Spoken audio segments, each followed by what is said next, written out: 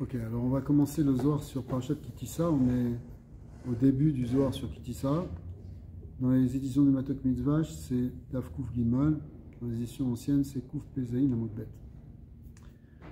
Vazaber Hashem al Moshe les morts. Kitissa et Rosh Ben Israël Ifkudeyem Vegomar. Le début de la Parashat Kitissa qui parle du conte des Bnei Israël qui doit se faire à partir d'une pièce d'un Machatit à Shekel, d'un demi-shekel. Rabbi Abba ve Rabbi Acha ve Rabbi Yossi avait Azle mitveria l'Etzpore. Donc il y avait ces trois tzadikim, Rabbi Abba, Rabbi Acha, Rabbi Yossi, qui sont trois élèves de Rabbi Shimon Bar Yochai. Ils étaient en train de marcher de Tiberia jusqu'à Tzipori. Adevu Azle Chamoulé les Rabbi Elazar d'Aveate. À ce moment-là, ils ont rencontré Rabbi Elazar, qui était le fils de Rabbi Shimon. Il n'était pas tout seul, il y avait aussi Rabbi Chia Ime. Donc ils se sont retrouvés 5 Rachamim. Amar Rabbi Abba, Vada Nitachet Baade Shrinta.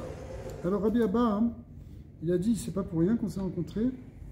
La Shrina, elle est avec nous, c'est elle qui s'associe à nous. Parce que c'est Tzadikim, les Chachamim, quand ils vont dire des divrei Torah, la Shrina est parmi eux. Donc il a dit, si on s'est rencontrés, c'est pour qu'on dise des divrei Torah avec la Shrina. Orichou Léou ad Dematou les Gabé. Ils ont dit, on va attendre jusqu'à jusqu'à ce qu'ils arrivent, puisqu'ils les ont vus de loin. Kevan Dematou Gabayou, quand ils sont arrivés devant eux, Amar Rabbi Elazar, Vada Ektiv Ene Hashem El Tzadiki Veoznaim El Shaveatan.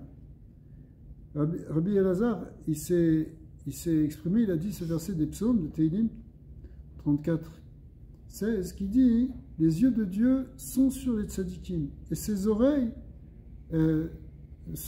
sur leur demande. C'est-à-dire que Kadosh Baruch Hu, il surveille B'ashgacha les tzadikim et il écoute leurs prières. Avec Rakashia, a été ce passou qui a déjà été expliqué ailleurs. Mais en tout cas, hein, il a été content de voir ça. Tachazé. À Okma, Okmu Mechilam, on a déjà expliqué, en fait, dans la Gemara, dans Baba Metzia, Leit Birkata de Leila Sharia Almila de Itmane. La Gemara dit que la bracha ne peut pas résider sur quelque chose qui est compté. C'est pour ça qu'on évite de compter les gens. Ve'itema Israël eritmenun. Alors si tu dis que c'est comme ça, alors pourquoi les Bnei Israël ont été comptés? Il y a des dénombrements, on en voit plusieurs dans la Torah. Puisque la bracha ne réside pas sur quelque chose qui est manouille, qui est compté. Et là, Koufra Natin Minayou, alors c'est pour ça qu'en fait on n'a pas compté les Bnei Israël, on a compté un kofer, en fait ici c'était une pièce, en comptant les pièces, ça n'amène pas de problème. Ve'okmu, on a déjà expliqué, Ve'chouchbana, on a déjà expliqué que en fait, on ne comptait pas les Bnei Israël, on ramassait toutes les pièces, et après on comptait les pièces. Le Rouchbana, lo avait adit kanish kolaouf koufra vesalik les Rouchbana, et on ne faisait pas de compte avant d'avoir fait la récolte des pièces, c'est-à-dire qu'on ne faisait pas le compte de Bnei. Voilà. C'est des pièces de... Non, des pièces d'argent, puisque c'était un machatit à shekel. Un demi-shekel, ça veut dire quelque chose qui a une valeur, c'est une pièce qui faisait 10 grammes d'argent. Et c'est quand même quelque chose d'important, mais en même temps, c'est ça qu'on a compté.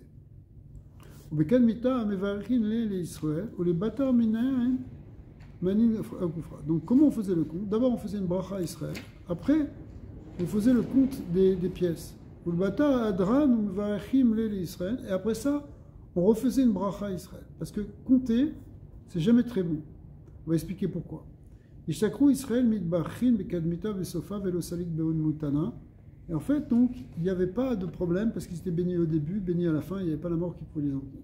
Pourquoi? Parce que quand on compte, en fait, si on compte chaque personne, c'est comme si on met le regard directement sur lui et on le sort du lot. Quand tu comptes, tu fais appel en fait à la Midat Adin.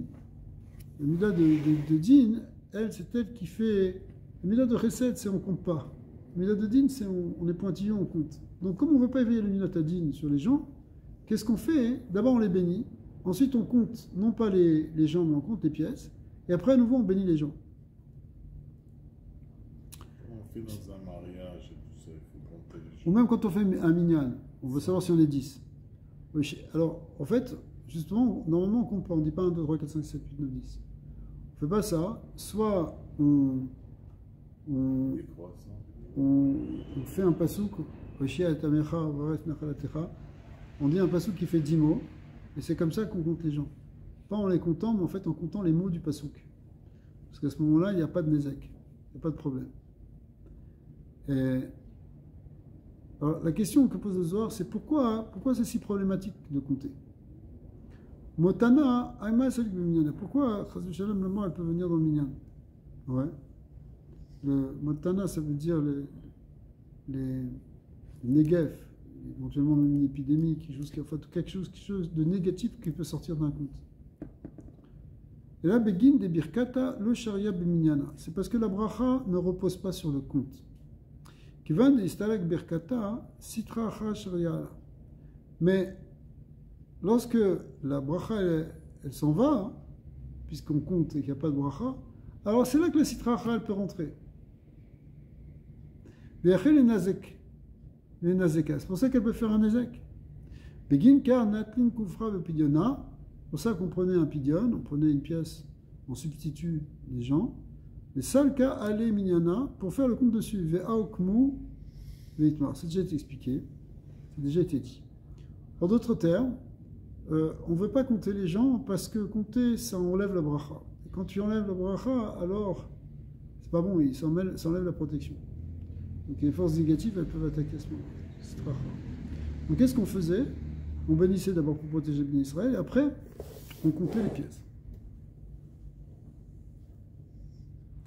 Alors maintenant, on va rentrer dans quelque chose de plus ésotérique, qui est dans les passages de Raya Me'emna, qui sont des choses qui ont été dévoilées par... On peut dire, j'entends des fois dire, j'ai pas 10, j'ai pas 9, ça marche. Ouais, pas 10, pas 9. Ouais, c'est une manière aussi de s'en sortir. Ça marche. Ouais. C'est-à-dire on ne veut pas compter. C'est un peu un trick, mais ça peut marcher. À la fin, moi j'ai dit, bon, si on n'a pas 9, on n'a pas 10. Alors si on n'a pas 10, on ne peut pas faire minyan puisqu'on n'a pas 10. Alors, Pekuda, maintenant Raya Me'emna, en fait, c'est les explications qui ont été données par la Neshama de Moshe Rabbeinu ou à la Neshama de Moshe Rabbeinu, ça dépend comment on explique, sur les mitzvot. Donc ici, c'est une mitzvah, la mitzvah de Machatzit HaShekel, celle de prendre un demi-shekel. Bon, dans la Torah, dans la paracha qu'on lit cette semaine, ça parle du premier Machatzit HaShekel qui a été fait, lequel d'ailleurs on a pu faire fondre cet argent et faire avec ça les socles du Mishkan, ceux dans lesquels se tenaient les poutres qui faisaient les parois du Mishkan. Maintenant, après ça, chaque année, on devait refaire à nouveau ce prélèvement d'un demi-shekel. D'accord? Et on utilisait cet argent pour le Bédek Abaïd, pour acheter en fait des corbanotes qui étaient des corbanotes communautaires, ce qu'on appelle le korban tamid, aussi bien les corbanotes qu'on amenait tous les jours que les korban moussaf. Il fallait de l'argent pour faire ça. Alors comment on avait cet argent? En fait, c'est parce que chaque année au mois d'Adar, on faisait une récolte où chacun donnait aussi un demi-shekel. Okay. Alors maintenant, cette mitzvah-là, elle s'appelle la mitzvah de Machatzit HaShekel Beshekel HaKodesh.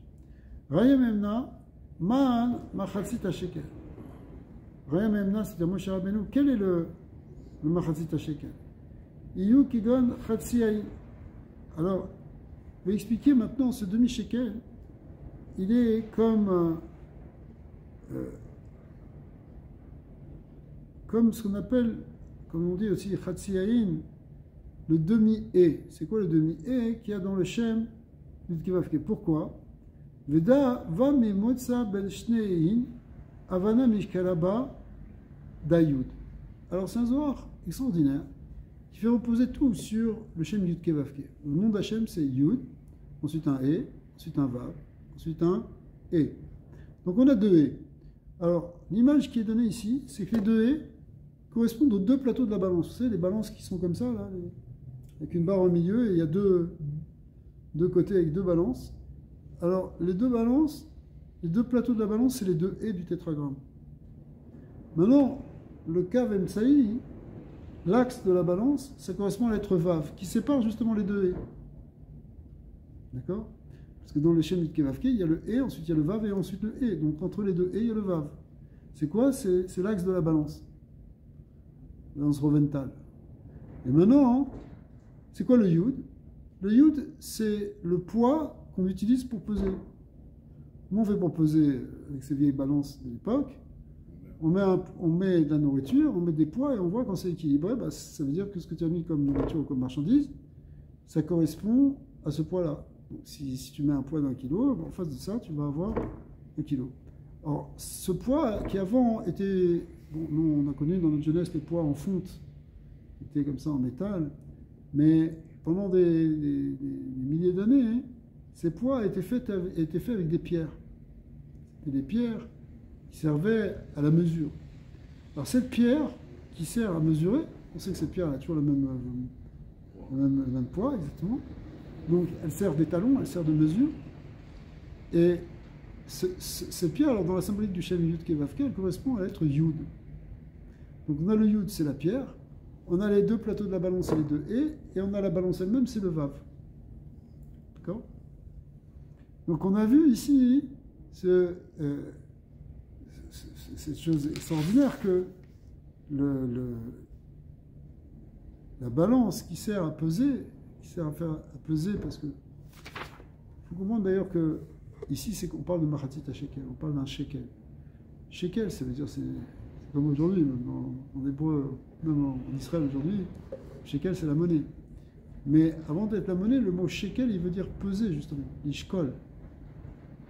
L'ishkol, c'est la pesée. Parce qu'effectivement, hein, donc ici, Machatit Shekel, ça fait référence à cette balance qui sert à peser. Pourquoi ça sert? Pourquoi on parle d'une balance?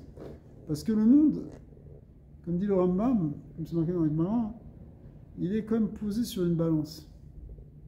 Une balance entre le bien et le mal, entre les bonnes choses qui vont construire le monde et les mauvaises choses qui le détruisent. Donc il faut trouver hein, maintenant l'équilibre. C'est aussi la justice, la balance. La balance, c'est ce qui est juste. Si c'est, ça veut dire c'est ce qui est bien pesé. Si c'est pas bien pesé, c'est pas. Okay. Donc l'image de la balance, l'image de la balance, c'est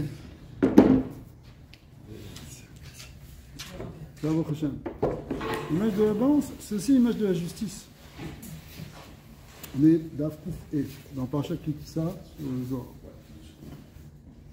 Après, le passage qui nous dit Esrim Gera. C'est quoi le shekel à Kodesh? Le shekel, il devait faire 20 Gera. Un Gera, c'est 20 grammes, 20 grammes. 20 grammes d'argent. Or, le mot 20, il correspond justement. Le mot 20, le nombre 20, plus exactement, il correspond à la lettre Yud quand on l'écrit de manière déployée. C'est-à-dire Yud Vav Dalet. C'était la lettre Yud et Yud Vav Dalet. On est en train de dire qu'Itissa est Ben Israël. Ici, c'est un enseignement ésotérique du Zohar qui compare l'idée de la balance qui permet de peser avec le Shem Havaya, Yud Kevavke. Je répète, le Yud, c'est la pierre qui sert à peser. Les deux et, c'est les deux plateaux de la balance. Et le Vav, ben, c'est l'axe central de la balance qui permet à la balance de tenir. Donc c'est une très très belle image. Maintenant, pourquoi? Parce qu'en fait, ici à un niveau plus profond, le Shem Havaya, c'est celui qui donne l'équilibre du monde, qui donne la balance du monde et la valeur des choses. Parce qu'en fait, quand Akadosh Baruch Hu a créé le monde, marqué Bereshit bara Elokim et Hashem v'Taaretz. Dieu a créé le monde, mais il a créé le monde. Ok. D'ailleurs, même les gens qui réfléchissent un peu, ils se disent oui, c'est tellement merveilleux, ça ne peut pas relever du hasard. Voilà. Il y a même des grands scientifiques qui pensent que c'est obligé qu'il y ait une intelligence derrière. C'est impossible. Que tellement d'intelligence dans le monde, dans l'univers, elle serait née du pur hasard. C'est quasiment impossible. Donc il y a une grande intelligence. Et cette intelligence, c'est l'intelligence divine. Et cette intelligence divine, on l'appelle Elohim. Bereshit bara Elohim, c'est Dieu, il y a un Dieu dans l'univers. Elohim, ça vient du mot Eloka. Eloka, ça veut dire pouvoir.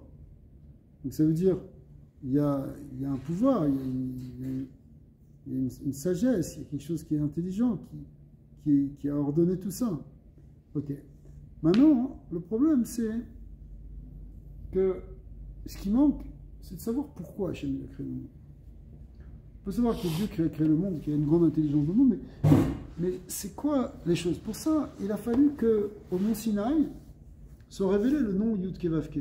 Hein, jusque-là, bien que vous connaissez déjà le nom Yud Kevavke, mais ce n'était pas révélé en tant que tel. Mais au Sinaï, c'est là que c'est Anochi Hashem Elokecha. Hashem, Yud Kevavke. C'est moi maintenant qui deviens ton Dieu. C'est ça que tu vas servir, pas simplement Elohim. Alors ça veut dire quoi? Ça veut dire que ça vient avec la Torah. Donc le Shem Yud Kevavke, il vient nous donner les valeurs des choses dans ce monde. Parce que pour l'instant, on aurait pu dire, bon, bah, ok, Dieu a créé le monde, après tout on fait ce qu'on veut. On fait ce qu'on veut dans ce monde. Maintenant, Akadosh Baruch Hu, il se révèle autrement en donnant une loi. Mais une loi, c'est intéressant de voir que jusque dans le monde moderne, jusqu'à aujourd'hui, dans la plupart des pays, la justice et la loi sont représentées par une balance. Le symbole de la balance, tu le retrouves chez les juges, chez les notaires, dans les assemblées, etc. Pourquoi? Parce que ce qu'on veut, c'est quelque chose qui est juste, c'est quelque chose qui est équilibré, en fait. Alors, c'est intéressant de voir que ce qui représente cette balance, c'est le nom d'Hachem, le nom de Yud Kevavke. Hachem Yud Kevavke, quand il se révèle, il dit, je vais vous donner la loi du monde, je vais vous donner ce qui va permettre de garder l'équilibre du monde, et pas le ramener au tohu vabohu. C'est-à-dire, le tohu vabohu, c'est l'absence de balance, c'est le déséquilibre, c'est le chaos. Le chaos, c'est le contraire de l'équilibre. Donc, ce qui maintient le monde, ce qui est un support du monde, c'est le Shem Yud Kevavke. Et donc, c'est normal que sa symbolique ici soit la balance. Maintenant, on rentre un peu plus dans les détails. On te dit, cette pierre-là, qui correspond à la lettre Yud, si tu regardes bien, la lettre Yud, tu peux l'écrire aussi de manière développée. Yud, Vav, Dalet. Yod. D'accord? Yud, c'est combien? 10. Vav, c'est combien? 6. Dalet, c'est combien? 4. Donc ça fait combien en tout? 20. 20, et ben on retrouve ici le poids du shekel. Parce que le shekel, c'est Esrim Gera, 20 grammes. D'accord? Donc Esrim, c'est 20. Donc, si on te dit que, justement, toute l'idée ici du shekel, etc., c'est l'idée justement d'équilibre et de balance, parce que le mot shekel, n'oubliez pas, comme on a dit tout à l'heure, ça veut dire peser, ça veut dire justement, l'ishkol en hébreu, ça veut dire peser. Donc, faire un shikoul, c'est peser quelque chose. Donc, en réalité, ici, c'est ce qui va permettre, cette balance, chez Mavaya, c'est ce qui permet de peser ce qui est important, ce qui n'est pas important. Comment tu diriges ta vie? Est-ce qu'il y a le Ikar ou il y a le Tafel? C'est quoi qui est le plus important? Sur quoi tu mets le plus de valeur? Valeur, c'est le poids. C'est la valeur financière en même temps. Vous voyez, on tourne autour de tout ça. Par exemple, ta vie, c'est quoi? Est-ce que ta vie, c'est quoi ce qui a le plus de valeur pour toi? Ta quête de la parnassa? L'éducation de tes enfants? La réussite de ton pays? Où elles sont tes valeurs? L'étude de la Torah? Il faut mettre une bonne balance dans ta vie. Parce que tu peux avoir des choses qui sont des valeurs intéressantes, mais si elles sont déséquilibrées, eh ben ça débalance toute ton existence. Par exemple, c'est important d'avoir une bonne parnassa. Mais si tu sacrifies ta vie familiale, tu sacrifies ton shalom bayit ou l'éducation de tes enfants pour la parnassa, même si tu es content finalement que tu as réussi à gagner de l'argent et à avoir ta carrière et d'avoir été indépendant, ce qui est une bonne valeur, malgré tout, peut-être que ça aura débalancé le reste de ta vie. Donc il faut retrouver la balance. Et la Torah, qui vient avec le dévoilement du Shem Yud Kevavke, elle est ce qui nous donne l'équilibre dans notre vie. C'est pour ça que Rambam il dit, il faut être dans une voie médiane. Benoni. Pourquoi? Pour ne pas être déséquilibré à droite ou à gauche. L'extrémisme, le Rambam il n'est pas pour. Pourquoi il n'est pas pour l'extrémisme? Personne n'est pour l'extrémisme. Parce qu'en fait, c'est quelque chose de déséquilibré. Le déséquilibre, ça amène le chaos. L'équilibre, ça amène le maintien, ça amène le futur, ça amène l'existence, la havaya des choses.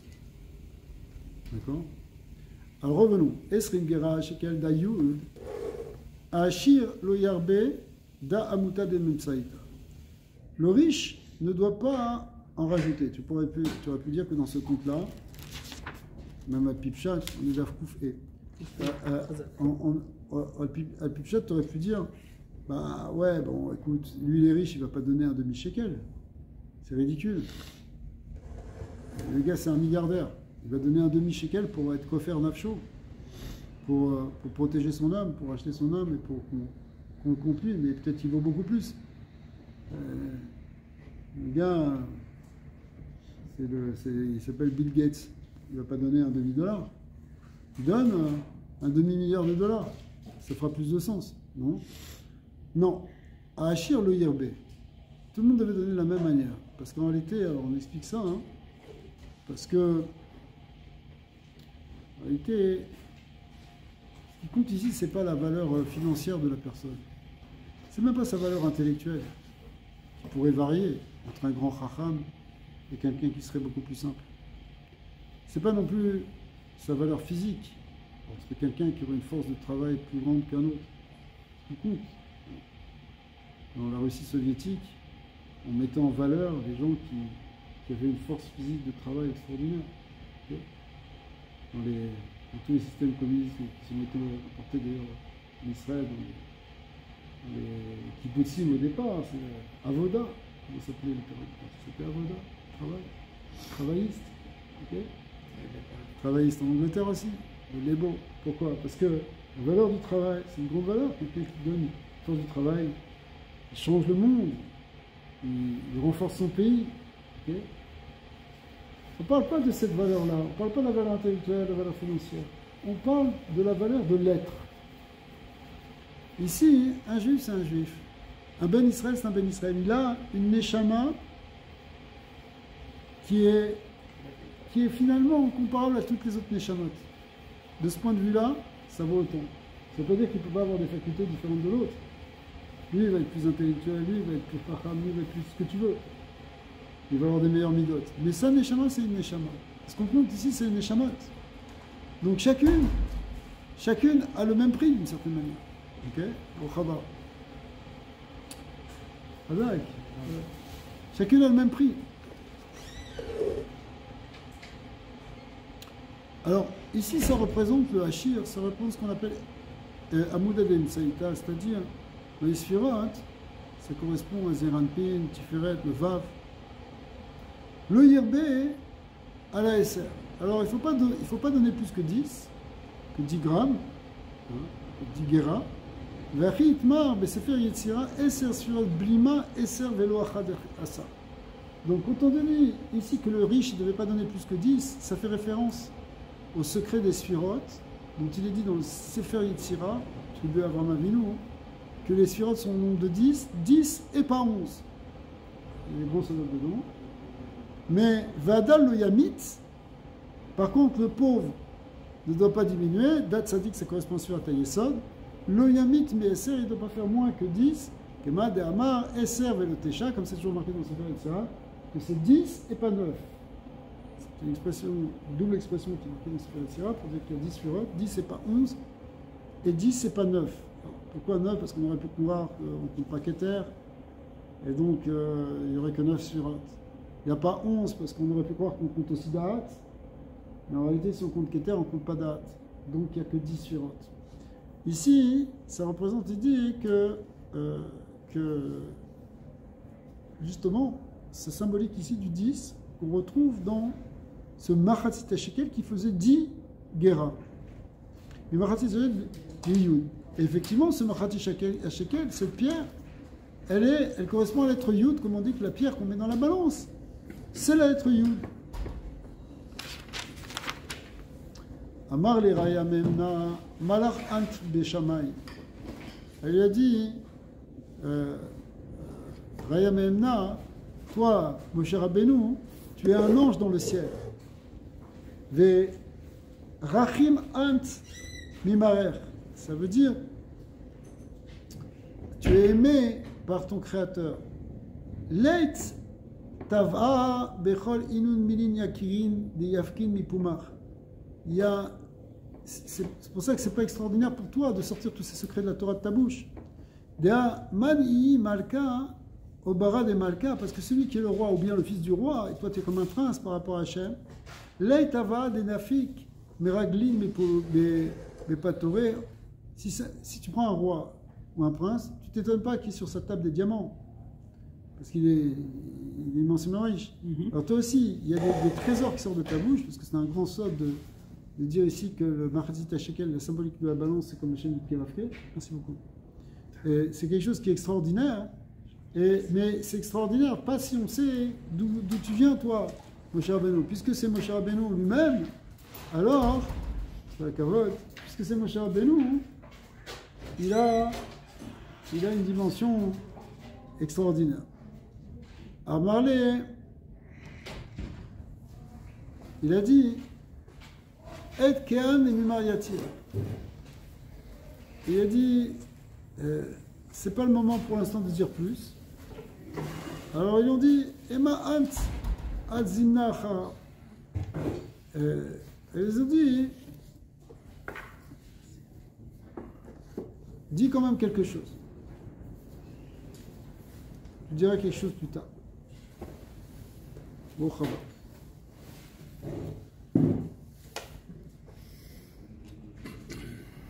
Raya Memna, alors le Raya Memna, qui est le Neshama de Moshe Rabbeinu, finalement, il a commencé à dire il a dit quelque chose qui l'ont poussé, qui dévoile encore un autre secret.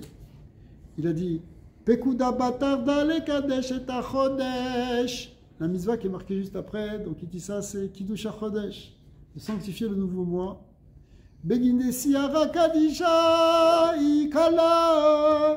Parce que la sainte lune, qui est en fait la Shekhinah, qui est la Malchut, eh bien, elle est la Kala. C'est quoi le Kiddush HaKodesh? C'est comme la Kala qu'on prépare pour son mariage. On fait remonter, la lune, elle remonte, elle sort de l'obscurité, comme cette jeune fille qui était encore pour l'instant toute petite, maintenant, elle devient une Kala, elle va se marier. Demit kadeshet alpi beddin de yugvura. Or la malchut, elle reçoit ses influx du côté de la sphère de Gvura. Et c'est quoi ici? C'est le beddin. Parce que qui c'est qui sanctifie le nouveau mois, donc la lune? C'est le beddin. Beddin qui dit din dit Gvura. Or effectivement, la malchut, elle prend de la Gvura. En réalité, le Meller, le roi, si on revient à des choses plus concrètes, le roi, comme David Ameller, le roi, il doit suivre les directives du Sanhédrin. C'est pour ça que David Ameller, avant de partir en guerre, faire quelque chose, il allait demander au Sanhédrin qu'est-ce qu'il devait faire. Parce que le roi, pour régner, il faut qu'il se mette sous l'influence de la justice. Donc on retrouve l'idée de la balance ici qui représentait la justice. Donc juste après cette idée de Kitissa, qui est la balance, comme on a vu, le Shem Kevavke correspond aux deux plateaux de la balance, le cave et la pierre. Bien maintenant, de cette balance-là, la mitzvah qui vient juste après dans la Torah, c'est Kiddush HaChodesh, parce que c'est lié en fait. Parce que Kiddush HaChodesh, c'est une de la Malchut. Mais la Malchut, elle doit prendre de la justice, elle doit prendre donc du Beddin. Tu ne peux pas amener un ordre sur terre, un ordre social, une royauté, un ordre social, c'est-à-dire un pays, une civilisation qui fonctionne, s'il n'y a pas le principe de justice, avant toute chose. Si les choses elles sont corrompues, si les choses elles sont injustes, tout ton gouvernement, toute ta malchoute, tout le gouvernement va être complètement corrompu.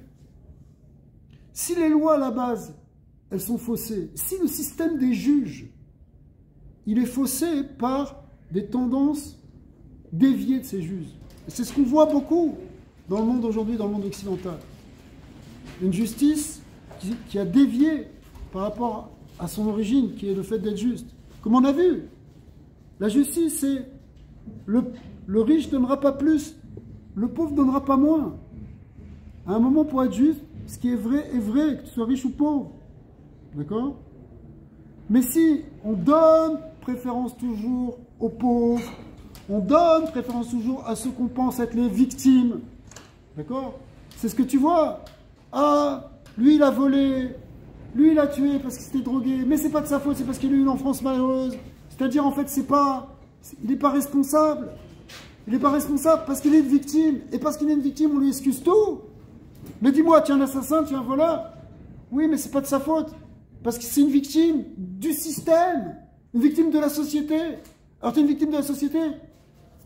Alors ça, c'est plus de la justice. C'est une justice qui est déviée. Si la justice elle est déviée, comment tu peux imaginer que le gouvernement des hommes, ce qui va diriger le pays, il soit juste? Il sera lui-même corrompu.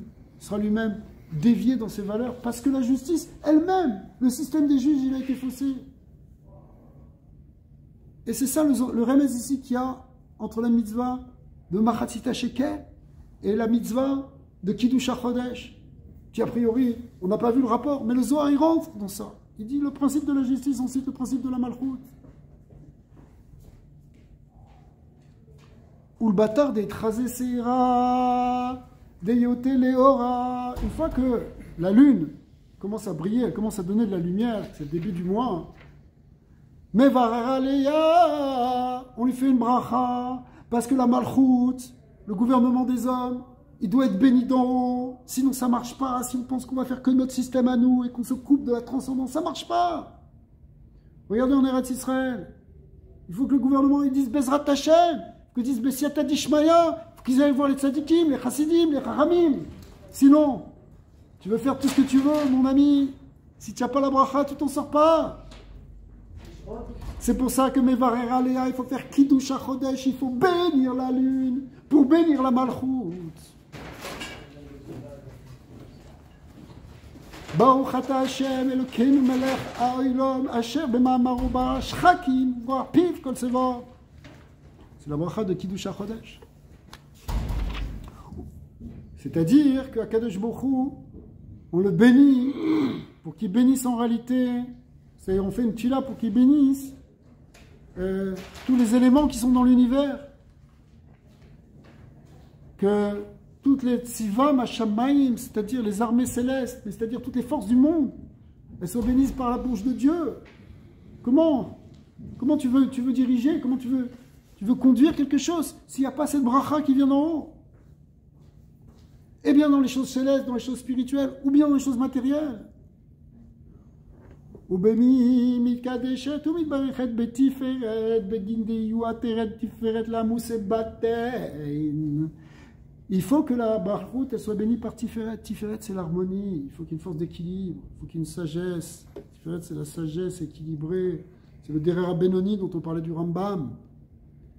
Il faut que ce qui va diriger les hommes, c'est quelque chose qui soit pondéré, pas qu'il soit une folie. Tu es dirigé par des dirigeants qui sont fous, qui sont égoïstes ou qui sont narcissiques. Qu'est-ce que tu vas faire? Il faut qu'il y ait l'équilibre, la beauté divine, la bonté et la beauté divine qui viennent diriger cette malchoute. Mais Rabbi, Dinan de Malchut Adina, c'est faux alors? Dinan de Malchut Adina, c'est parce que la malchoute c'est le din. C'est le din qui s'exprime et on doit tous suivre le din. Mais pour suivre le din, il faut que ce din il soit juste. Parce que si c'est un din qui est faux, alors ça amène une catastrophe. Dina de Malchut Adina avec les Ayatollahs en Iran. Dina de Malchut Adina avec les nazis au pouvoir. Ils vont ruiner le monde. Avec les communistes qui prennent des gens, qui les mettent 20 ans au goulag, comme ça. C'est ça Dina de Malchuta. Dina de Malchuta, c'est du point de vue des hommes. Nous, on doit comprendre qu'il faut respecter la Malchut pour qu'il y ait la justice et l'équilibre et l'ordre qui soit dans le monde. Mais il faut que ce qu'il y a derrière tout ça, ça vienne du bien, ça vienne de Tiferet, ça vienne de Akadosh Baruch Hu, ça vient de la bracha, d'en haut. Sinon, c'est du kilkul total, destruction.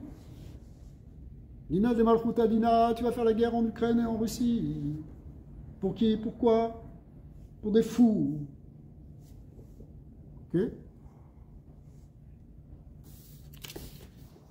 Dina de Malchuta Dina, ça veut dire tu dois suivre les lois d'un pays, mais il faut que ce pays lui-même, on exige de lui qu'il soit juste. Mais même en Israël, alors ça ne s'applique pas. Bien sûr. Alors Ça après, veut dire qu'il faut que ça s'applique avec un gouvernement et un roi Normal- de au temps de Mashiach. normalement, non. On est Ouais, tenu bien le Dina de absolu. Malchuta. D'abord, il faut que ce soit un meneur, qu'il soit un vrai meneur.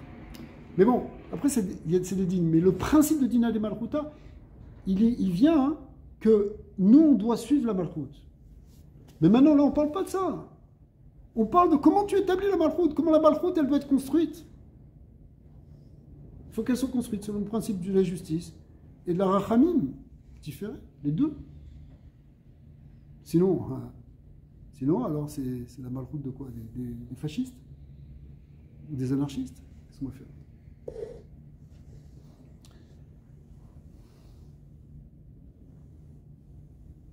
Rabbi Yosef et Rabbi Chia avou azli beocham. Rabbi aussi, et Rabbi Chia, qui sont deux élèves de Rabbi Shimon, ils avançaient sur le chemin, parce qu'ils étudiaient toujours sur le nom. Ade avou azlin ramash, là, pendant qu'ils étaient en train d'avancer, la nuit est tombée. Yadvou, du coup, ils se sont assis. Pourquoi? C'est la nuit, qu'est-ce qu'ils vont faire? Ils s'assoient pour étudier la Torah? Ça. Good. Huh? Go downstairs. It's a younger crowd here. Yeah. Ils sont downstairs. No problem. Downstairs. You're welcome. Ici. Here. This way. This door. Oh, okay. Sorry. Ade avou azli ramash laïla. Comme la nuit est tombée, ils se sont assis pour étudier la Torah. Parce que c'est qu'est-ce qu'ils font, ces Chachamim? Si c'est la nuit, ils arrêtent d'avancer, ils sont là pour étudier. Toute la nuit, elle est faite pour étudier. Shiriyat Safra Lenara. En fait, ils ont étudié toute la nuit jusqu'à ce que le matin, ils s'est levé. Amrou Koum. Alors, ils ont dit, un des deux, il a dit à l'autre, Koum, viens, on se lève. Kamou Veazlou. Ils se sont levés et ils sont partis. Amarabi Chiyo, les rabbis aussi. Chame Anpoy de Mizra de Kaim a dit, je vois que le côté est commence à briller. Ashta koli inun bne madincha de Touré Neora. Il a dit, tous les gens, littéralement les fils de l'Orient qui se tiennent sur les montagnes, brillent par le soleil. Qu'est-ce que ça veut dire? Sagnin, les gabé aneiro, ils se prosternent devant le soleil. Avant, jusqu'à même encore maintenant, il y a des régions où le soleil est une avodazara, n'est-ce pas? Pas simplement Tintin dans le temple du soleil, mais même la salutation au soleil des hindous, dans beaucoup d'endroits. Le soleil, c'est ce qui amène la vie, c'est ce qui amène la chaleur. S'il n'y a pas le soleil, ce serait l'Alaska. D'accord? Denaïr, c'est lui qui donne l'énergie. 99% de l'énergie qui est sur Terre vient du soleil. C'est lui qui donne l'énergie, c'est lui qui donne la vie, la photosynthèse, donc tout. Hein. Une des conditions de la vie sur Terre, c'est qu'il faut que ce soit à la bonne distance du soleil. Du coup, eh bien, il y a beaucoup de gens qui se prosternent devant le soleil. Alors, pourquoi il parle de ça maintenant? Rabbi Chia. Alors, des naïr be'atar des shimsha adelo yapik. En réalité, ils sont en train de se prosterner avant que le soleil réellement se lève, c'est-à-dire c'est pendant le moment de l'aube. Ou palchin le, ils servent donc le soleil. Dea kevandena fik shimsha kama inun de palchin le shimsha, parce que au moment où le soleil se lève, il y a beaucoup de motalom qui commencent à servir le soleil. Aval, ve'elin inun de kapalchin et neurada, mais ceux qui sont là et qui servent déjà au moment de l'aube, Karin lea neura ela ade marglin denae, ils appellent cette lumière-là le Dieu qui fait des choses précieuses, brillantes. Ve'uma de leon be'ele de marglin denair, gam à Shavua shelahem, I Beloka chez Margaliot Ameirot. C'est-à-dire que il fait référence au fait que les jours, ils sont nommés d'après les planètes, d'après les astres. Ils sont lundi, mardi, c'est la Lune, dimanche, c'est le Soleil, lundi, c'est la Lune, mardi, c'est Mars, mercredi, c'est Mercure, jeudi, c'est Jupiter, vendredi, c'est Vénus, et samedi, c'est Saturne. D'accord? Et Pluton. Pourquoi? Ouais, ça n'existe pas. Je dis bien vendredi plutôt que jeudi. Mais aujourd'hui, on n'est pas sûr finalement que c'est une planète vraiment à part entière. C'est récent. Ouais, non, c'est vrai que je dis ça. Alors, on va plutôt le dire. Pluton. Alors, en réalité, ça veut dire qu'il est en train de nous dire ici que, voilà, eux, ils ont étudié la Torah toute la nuit, ils étaient dans le monde avec la Shrina, avec les jours. C'est le matin, se réveille, il dit, voilà, c'est le monde entier en train de se réveiller pour le soleil ou pour les astres. Veitema pulchanada les megana ou... Si tu dis, mais en fin de compte, à quoi ça sert qu'ils fassent tout ça? Ça sert à rien, puisque il n'y a pas de chorma dans tout ça. Kimiyoma de atikin kadmain chormata yana be. Alors, en réalité, c'est bizarre, parce que dans les premières générations, Yamin Atikin, dans les temps anciens, les hommes avaient une connaissance de Dieu. Comment ils sont tombés aussi bas que de se servir de se prosterner devant le soleil ou devant les astres? Ouais.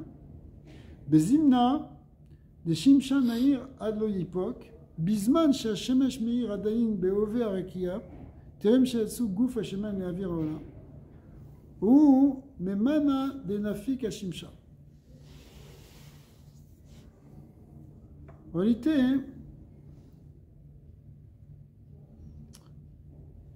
ils avaient une connaissance, ils savaient que cette période de l'aube, donc c'est-à-dire avant le lever à proprement parler du soleil, quand ça commence un peu à briller, à luire, Aoum et Mana des Fakid al-Shimsha, alors l'ange qui est responsable du soleil, il arrive avant le soleil. Je dois dévoiler les secrets. Ouais. Ve'advan kadishin de Shimsha illa kadisha reshimin al reshi.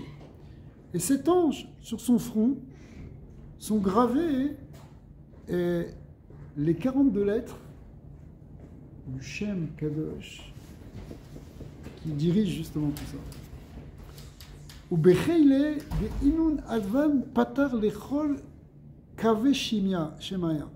Et avec les forces de ces lettres, du nombre de 42 lettres, il ouvre les fenêtres du ciel. Ou batash behu ve'avar, et il frappe dedans, et il ouvre en réalité, ou potrim ve'over darka, il ouvre ses fenêtres, et il fait passer à travers ses fenêtres. Ve'avu memana, on va essayer de comprendre ce que ça veut dire, cette symbolique. Ve'avu memana algo aou zohara de naïr, Sahana de Shimsha. Et cet ange-là, il rentre et il s'habille à l'intérieur de cette lumière qui entoure le soleil. Vetaman Shriyar ad nafak Shimsha veitpashet be'alma. Et là, il se trouve avec jusqu'au soleil, jusqu'à ce que le soleil sorte et vraiment se déploie dans le monde. C'est-à-dire que les rayons du soleil commencent à briller avant que le soleil se lève. Et ces rayons du soleil, ils sont vus comme, ici, ces forces qui viennent sont dévoilées par cet ange.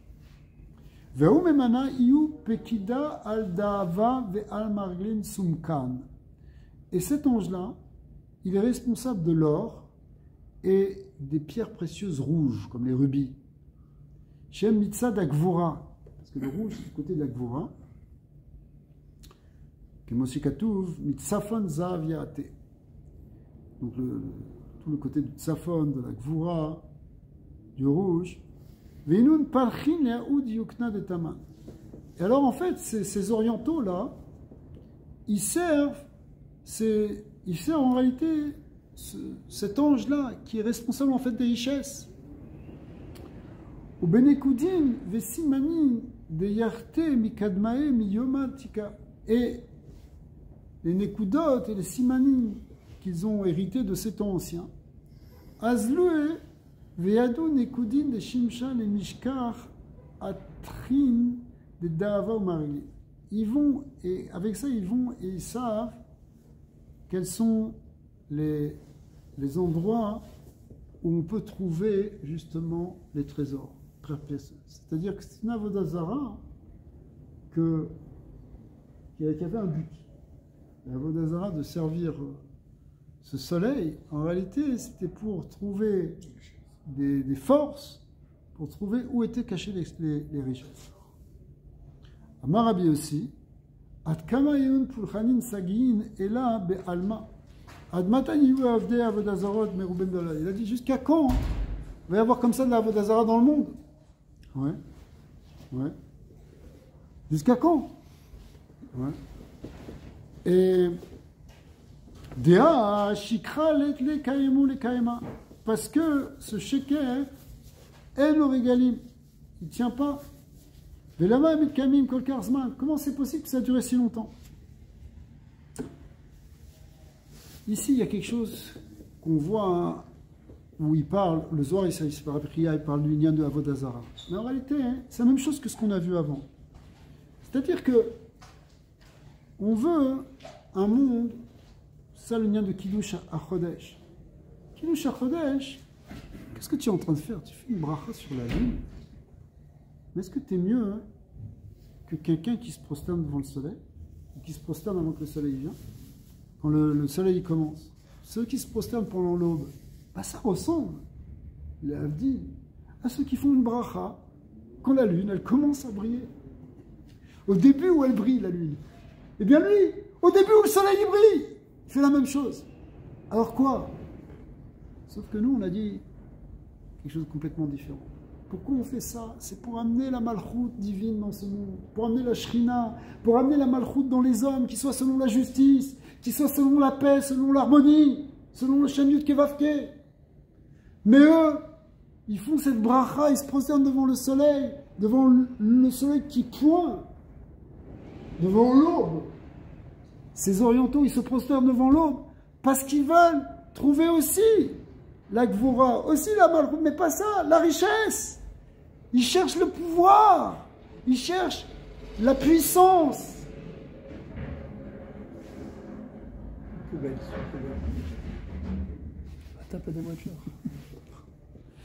Ils cherchent le pouvoir. Et c'est ça la Avodah Zara. La Avodah Zara, c'est pas que tu veux faire régner Dieu dans le monde. C'est pas que tu veux amener la paix et l'harmonie et le shalom entre les nations et entre les individus. C'est que tu veux gagner de l'argent. C'est que tu veux avoir le pouvoir des pierres précieuses. Ah, ça c'est la Avodah Zara. La grande différence, elle est là. Est-ce qu'il y a un rapport aussi avec le fait que Zahar et Nekeva, la lune elle reçoit la midon, le soleil aussi c'est un donneur, donc deux donneurs ça ne peut pas fonctionner? Alors ça tu touches quelque chose qui est un point très important, mais qui est une grande nekuda, qui est qu'au début de la création, les deux luminaires, ils étaient appelés les deux grands luminaires. Ouais. Un Meorot et Gedolot. Mais après ça, c'est marqué un Maor à Gadol, mais un Maor à Katan. Parce que la lune, elle a été rétrécie. Elle est devenue Mekabel. Comme elle a besoin, il faut la sortir de la nuit. Il faut la sortir, c'est la Nekeva, c'est la Noukva qu'il faut faire remonter. Du Galout. Effectivement, il y a ce solde-là. Mais dans la parchet qui tisse un peu plus loin dans le Chumash, on va voir que Moshe Rabbeinu, il va demander une exigence à Hachem. Parmi les choses qu'il va demander, il va dire, regarde, une des choses que je veux que tu me promettes, c'est que la Shrina, c'est-à-dire la Malchut, la Shrina, salut, c'est en bas que ça se passe, que la Shrina, hein,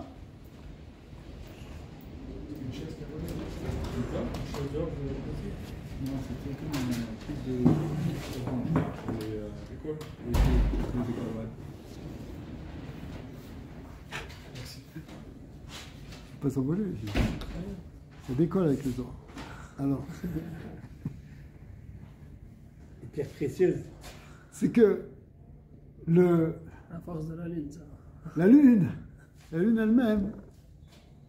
Alors, une des choses que Moshe Rabbeinu a demandé, il a dit, Hachem, promets-moi que la Shrina, elle ne va résider que parmi l'homme Israël.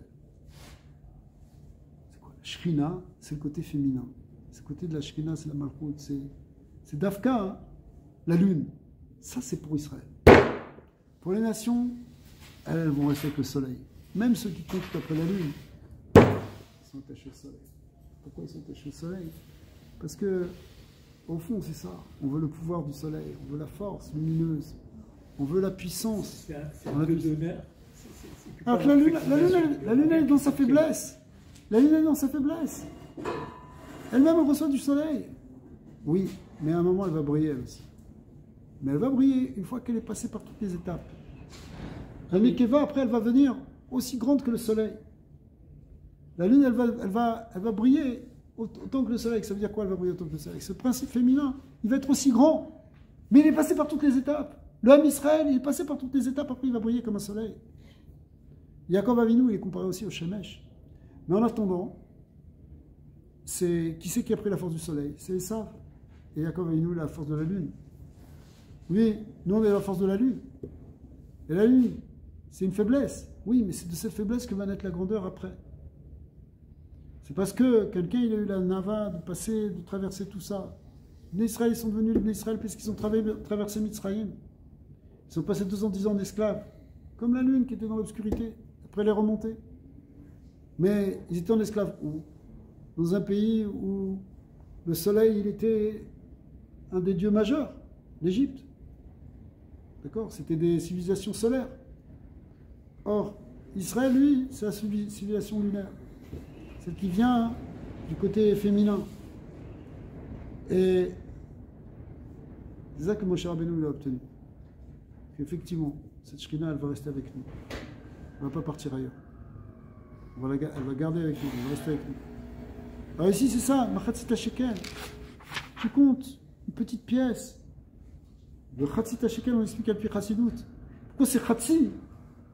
Parce qu'il manque l'autre moitié. Parce qu'il est manquant, comme la lune elle est manquante. Quand tu fais la bracha, il ne faut pas qu'elle soit pleine. C'est trop tard pour faire la bracha. Il faut qu'elle soit dans son manque. Parce qu'en réalité, le manque, c'est la vulnérabilité. C'est pas quelque chose de négatif. Si tu sais le transformer en Yirat Hashem, en tefila devant Akadosh Baruch Hu, la Malchut c'est la tefila. Tu pries Hashem. Tu demandes l'aide d'Hashem, tu te connectes. Tu sais que toi tu n'es qu'une moitié, qu'il y a l'autre moitié qui est là-haut. Machatzita Shekel.